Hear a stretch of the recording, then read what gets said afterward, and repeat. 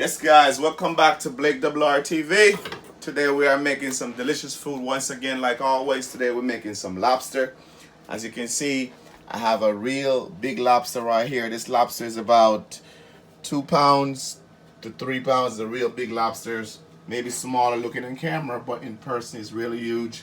And over here we have some simple recipe. We just have some parsley, some lemon lime that we're gonna grill with our lobster. We have some butter here. We're gonna make some butter sauce to glaze it down with, and we're gonna put some black pepper on here, and we're gonna put a little bit of jerk season on it because we're gonna jerk the lobster as well.